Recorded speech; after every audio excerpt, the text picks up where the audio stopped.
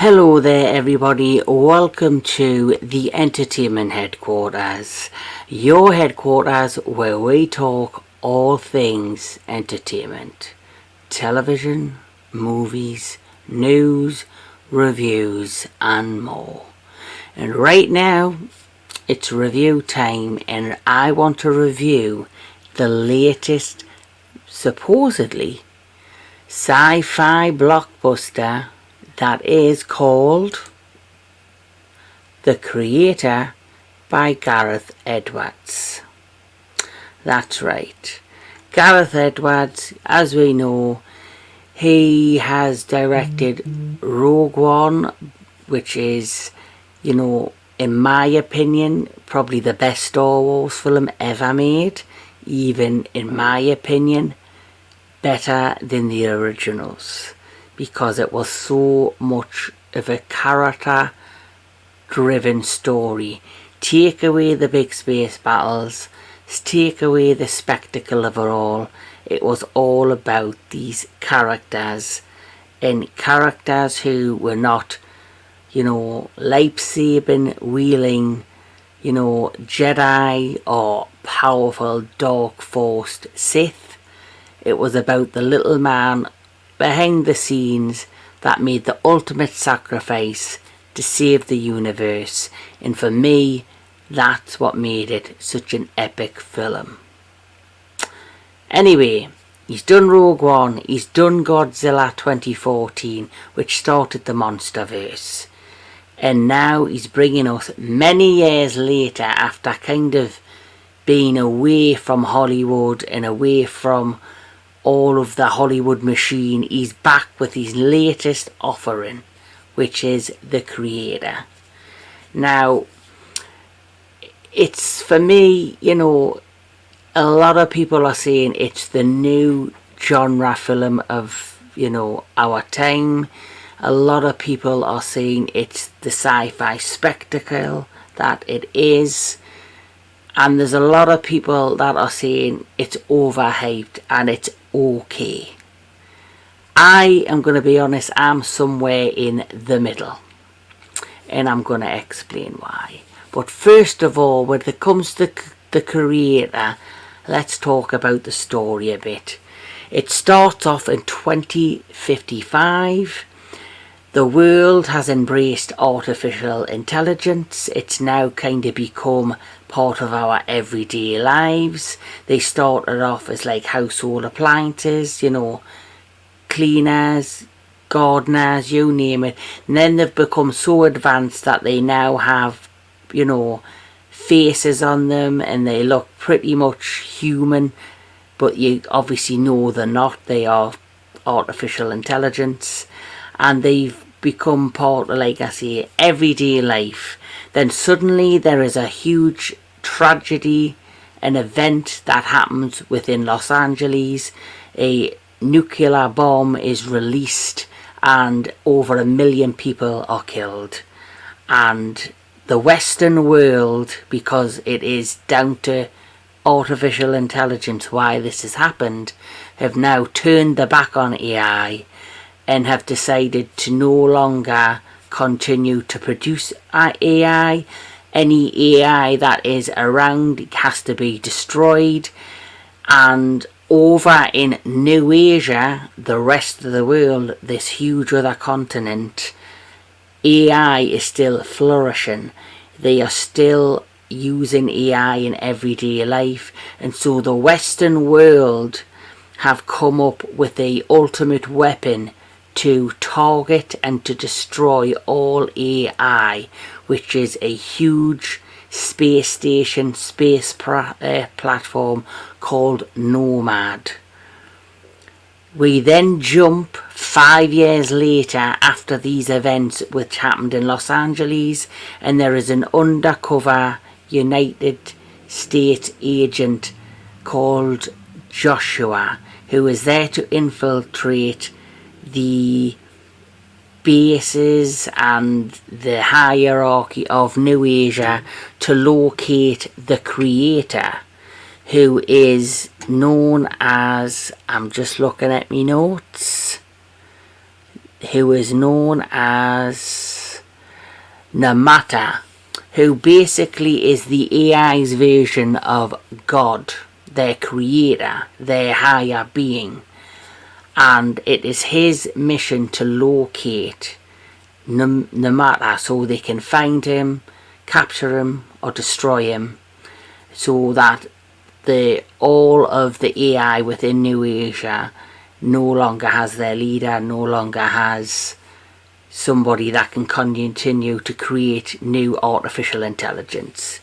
But he falls in love with a local human who is somehow connected to all of the AI and the creator, who is called Maya, who is also, he's married to her now, she's pregnant, and during this time of infiltrating and marrying her and, you know, starting a family, suddenly, while relaxing in their home one evening, the US decide to attack the village where he is, and unfortunately Maya is killed.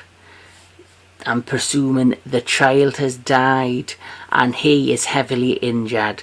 We then skip to 5 years later, where this agent Joshua, he has memory loss, he has been severely injured, and he's obviously suffering from post-traumatic stress syndrome.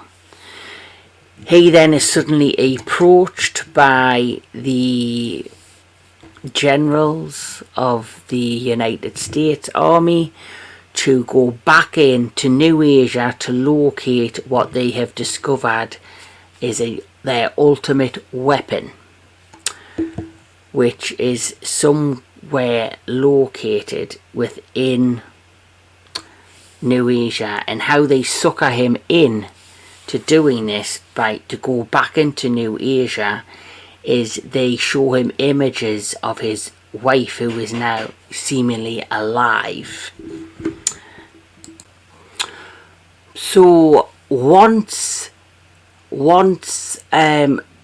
Joshua decides to go on this mission, him and his team of, you know, other army specialists get into New Asia and locate the village and locate the locals and try to get involved. They then discover that this new secret weapon that the New Asian AI and locals have created is kept in a secure base.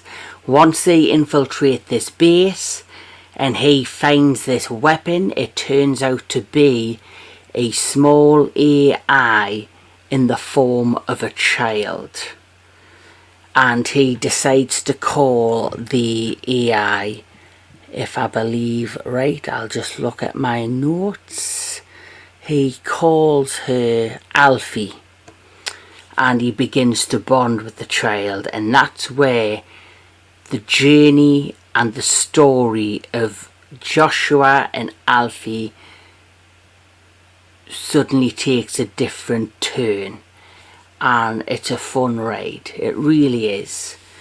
It's a real good fun ride, and I enjoyed it from start to end. The cast of these characters was amazing. The actor who played Joshua is John David Washington. I haven't seen him in anything before, but he was very convincing as this man who is desperate to find his wife, who he now believes is alive, and he then takes on like the father figure role of Alfie. Alfie is played by a newcomer, a very talented young girl. She was so sweet, so cute, so convincing. You will fall in love with her. And she was played by Madeline Una Voiles. If I got the name wrong, terribly sorry. Gemma Chan is the one who played Maya, and you might have recognised her from The Eternals. She was a part of that. She did a great job in that. I wasn't a big fan of the movie, but she did an excellent job. For me, the other two amazing cast members in this film was Alison Janney, who plays Colonel Howell, who is basically the villain of the story. She'll do anything to complete her mission, which is to find this weapon, this child, and destroy it. You then had Ken cannot even say it. Cannot even say his name. But Ken Watanabe, who was in Godzilla 2014. He's been in a lot of Christopher Nolan stuff. He was in the Batman Dark Knight trilogy. He played what we assumed was Ra's al Ghul, and he's appeared in a number of amazing films. He's such a talented, creative, brilliant actor, and he plays one of the artificial intelligence who befriends Joshua when he was infiltrating them, and he then meets him again later on. Let's get down to the nitty and gritty though of the film. Visually, this is probably the most visually pleasing film I've seen this year, and that's one thing you will love, is the visuals, the landscapes, the buildings, the whole world building that Gareth Edwards had created in Rogue One, which made it stand out. He's done it again with this. The cinematography is just outstanding. The detail he puts into everything, and I think what benefited this is that he didn't film this movie on some large grand soundstage. He went to all of the locations and he filmed his scenes, and then he fit in all the CGI, the visuals around the beautiful scenery, which I think is key to making this film stand out, is its visuals, its cinematography, the amazing story, which this is either going to, for a lot of people, they are either going to enjoy or not enjoy the fact that he's trying to create an original sci-fi story, but it is heavily influenced by films of the past, and it's like he's taken little bits of other movies and put them into this, and he's built it, and he's kind of taken jigsaw puzzle bits and he's fitted them together to form this new picture. So there's hints of Alita Battle Angel in this. There is hints of Rogue One in this. There is hints of Blade Runner in this. There's a scene where he goes to visit an old friend, Joshua, and there's neon lights, and it's somebody who he's been connected with in the past, who now has a wife of his own, who is an AI lady. That looks very futuristic, very much in the Blade Runner style. And then you've got images of Taiwan and the beautiful, monasteries, and, the CGI buildings, futuristic buildings, all of the kind of vehicles that we see throughout this film are taken from 100% Blade Runner, Total Recall, partly Star Wars. Like even the huge space station like platform Nomad, that is virtually this film's Death Star. It is the ultimate weapon made by the US to take out all AI technology. So yes, heavily influenced by a lot of other sci-fi epic movies, and a lot of people are either going to enjoy that or they're going to feel it's a cop-out or a disappointment. I honestly think because of how well he's done the visuals, and it's the characters, Like I say, he's very great at making character driven stories. If you can take away all the little jigsaw puzzle bits he's taken from other movies, placed into this, and focus on the visuals, which is what is what this is about. It's a visually eye-popping film that you will enjoy, and I think that's the key of how he kind of, Gareth Edwards, got away with taking these other bits from other films, is by showing you and creating this world that it takes you away and distracts you that much that you can kind of forgive that he's taken bits from other films and other plot points and mixed it together. You kind of forget about it, which is brilliant. The sound of this movie, the music is so wonderful as well. I love the music of this. I really followed and fell for the character Joshua and Alfie. I really did. I really wanted them to win. I really wanted them to get the ending that they deserved. Ken Watanabe, as like I said before, he puts on an amazing performance. And the villain in this, she was outstanding. We've seen her in, I think, The West Wing. I've seen her in a film called, it's not long come out on Netflix, sometime this year, or Lou it was called, where she played like a lady isolated. This Alison Janney played a lady isolated on an island, and she has to rescue and protect a mother and child, and she turned out to be a badass.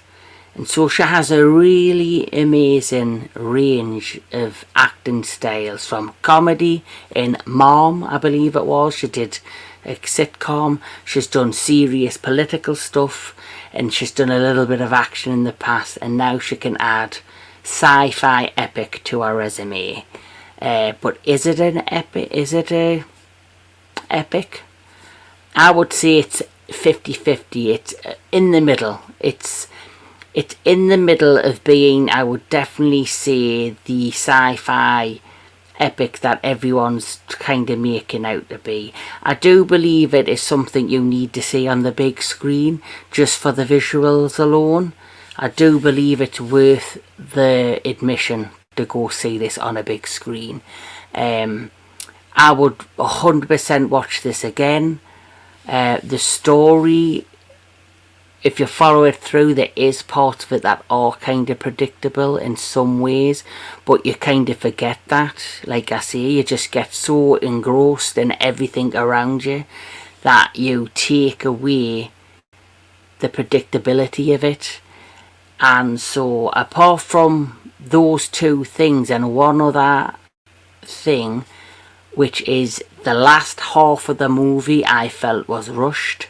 Everything just seemed to happen so fast, but you are so enthralled in it that you kind of are you just went with it, which is the beauty of this movie. And it does leave you wanting more.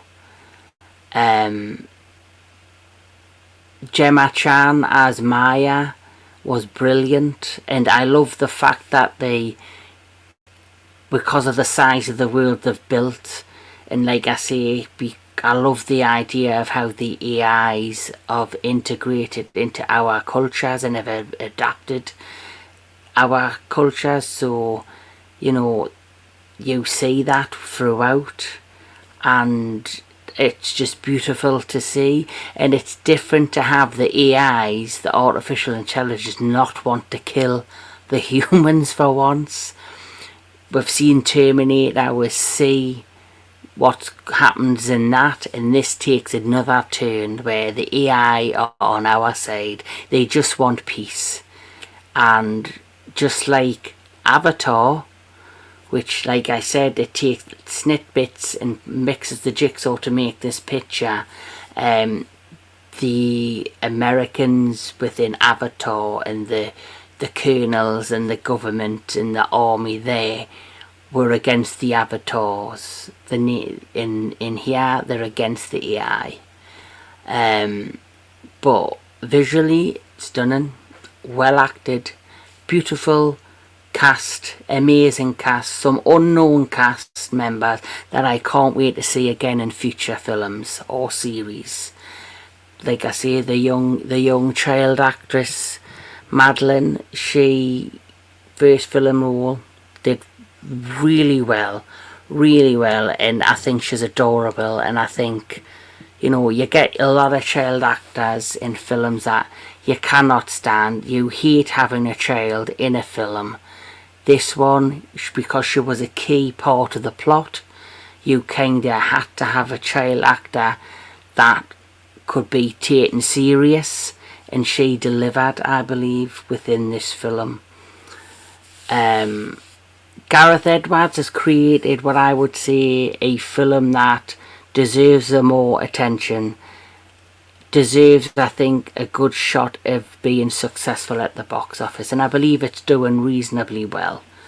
There's been a very few films this year that have been on the blockbuster scale that's done well, and I think people are just generally sick of this, you know, Hollywood churning out mediocre sequels, mediocre, you know, films that we've seen a billion times.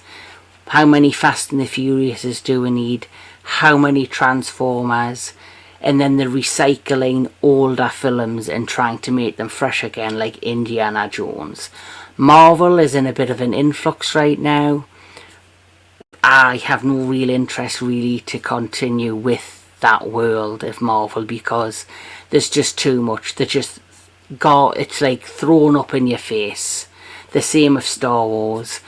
The Mandalorian, quite frankly, is the only Star Wars content I've continued to follow, and the third series was okay. I think it's starting to lose itself a bit. So that was the beauty of The Creator by Gareth Edwards, is because it was something fresh, predictable but fresh, and it's something I believe we needed. But I would rate this 8 out of 10. 8 out of 10 just for its visuals, its amazing music, characters you want to follow to the end, and the cast were outstanding. They all delivered in what they were there to do, and like I say, despite being predictable, despite taking elements from other movies, it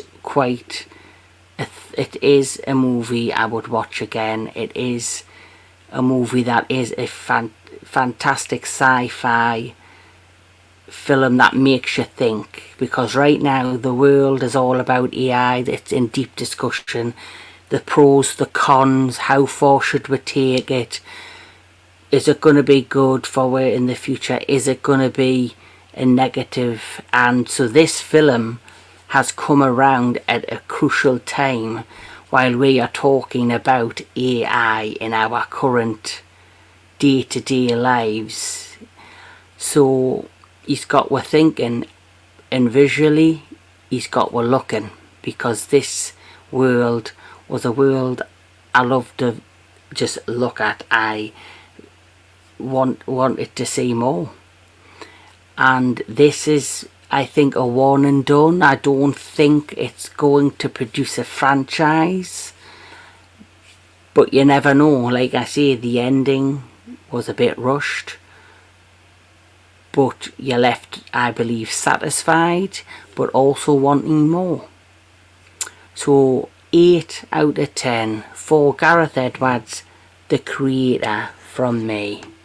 If you love your movies, if you love your television, if you love all things entertainment, please like, share and subscribe to the Entertainment Headquarters. And if you've liked this review, or if you've got any comments about The Creator, please let me know in the comments below. Until then, keep loving movies, keep loving television, and keep loving all things entertainment. I'll see you at the next one.